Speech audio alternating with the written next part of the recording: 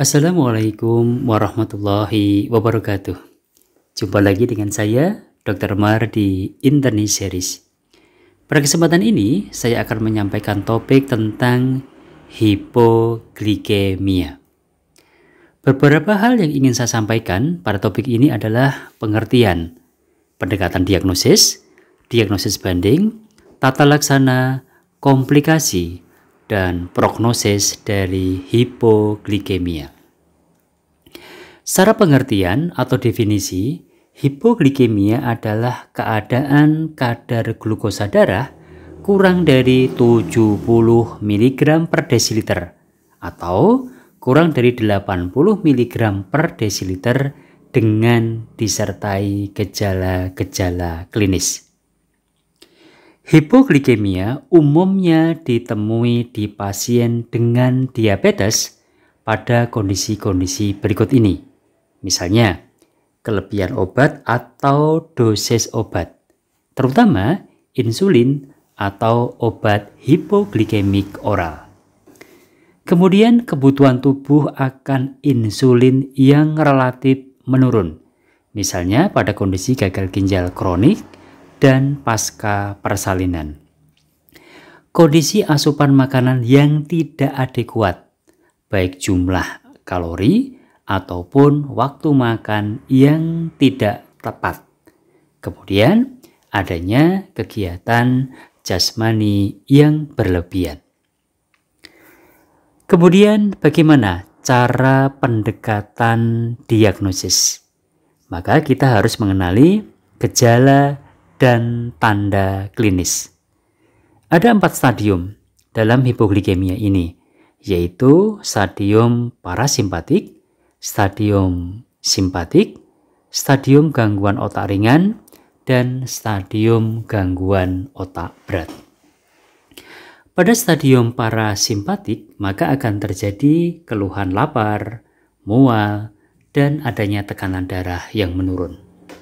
Pada stadium simpatik, maka akan terjadi keringat dingin pada muka, bibir, atau tangan yang gemetar.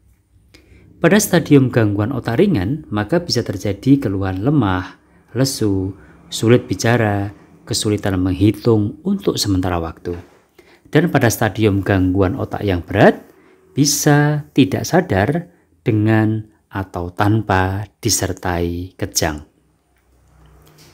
Kemudian dari anamnesis, maka hal-hal yang perlu kita tanyakan diantaranya adalah terkait dengan penggunaan preparat insulin atau obat hipoglikemik oral, waktu makan terakhir, jumlah asupan gizi, riwayat jenis pengobatan dan dosis sebelumnya, lama menderita DM, komplikasi DM, penyakit penyerta seperti ginjal, hati, dan lainnya.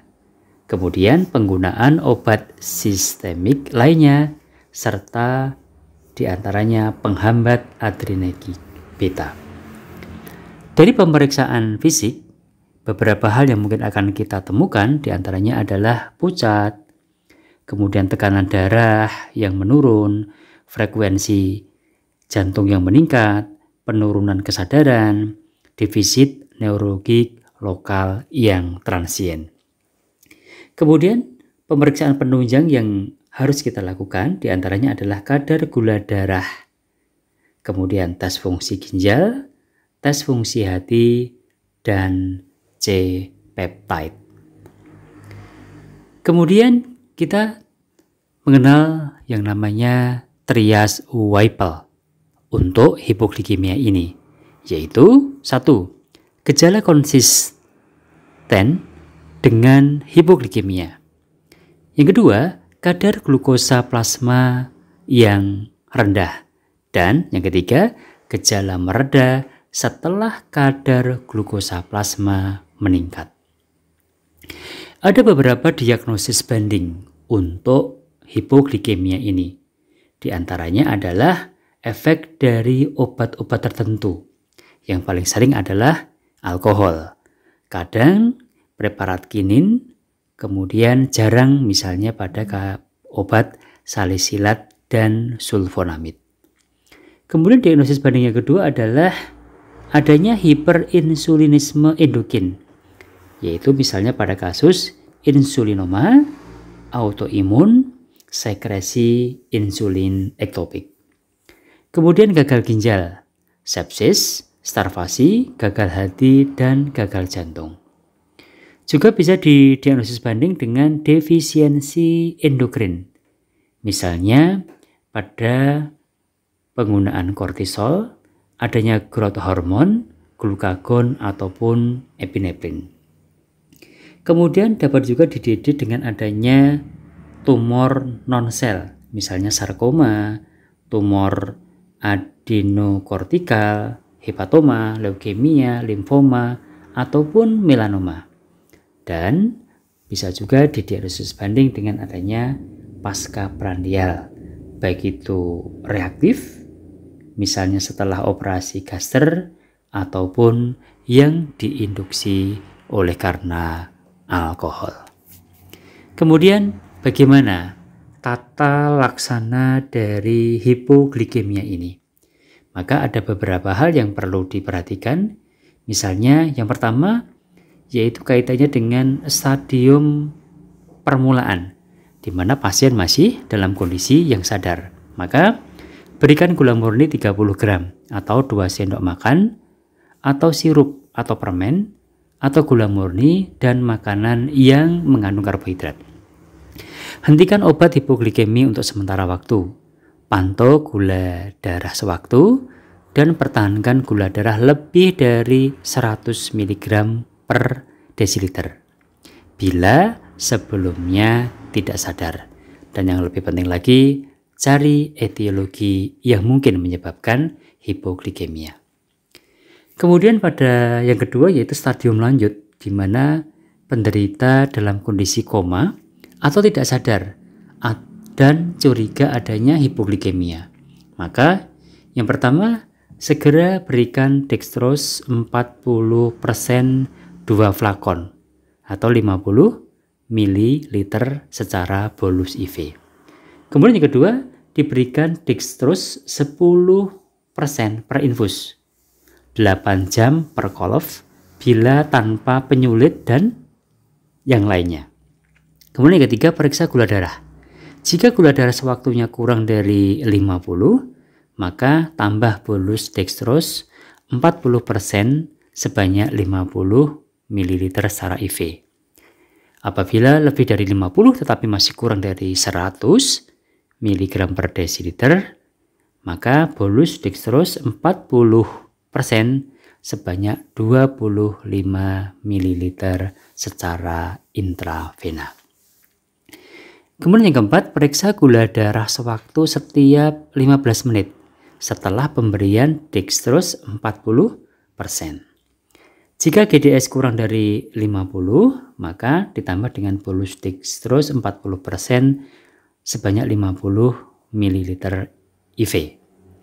Jika kurang dari 100 mg per desiliter, maka bolus dextrose 40% 25 ml secara IV.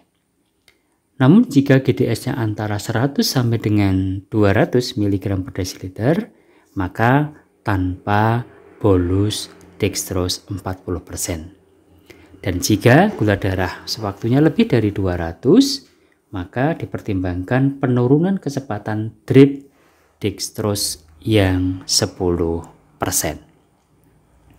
Kemudian pada stadium lanjut juga, yaitu penderita koma atau tidak sadar dan curiga hipoglikemia tadi, maka langkah yang kelima adalah bila gula darahnya lebih dari 100 di 3 kali berturut-turut pemeriksaan, maka pemantauan gula darah per 2 jam.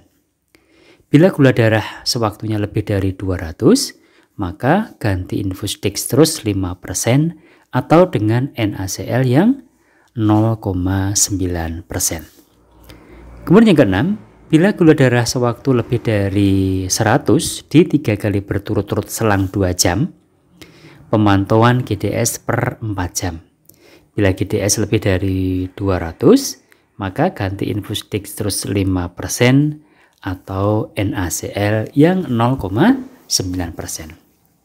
Kemudian yang ketujuh, bila gula darah sewaktunya lebih dari 100 di 3 kali berturut-turut selang 4 jam, pemeriksaan GDS sesuai dengan kebutuhan klinis.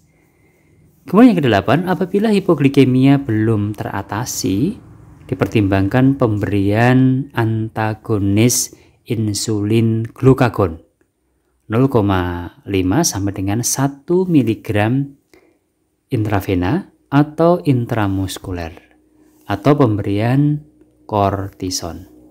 Kemudian yang kesembilan, apabila belum sadar, hipoglikemia belum teratasi, maka cari kemungkinan penyebab yang lain. Kemudian bagaimana komplikasi yang mungkin akan terjadi dari hipoglikemia ini? Maka komplikasinya bisa terjadi kerusakan otak, koma, dan kematian. Kemudian bagaimana prognosis dari hipoglikemia ini? Yaitu meningkatkan angka mortalitas pada pasien dalam kondisi klinis.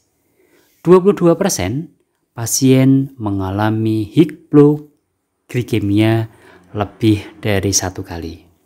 Dan mortalitas sebanding dengan tingkat hipoglikemianya.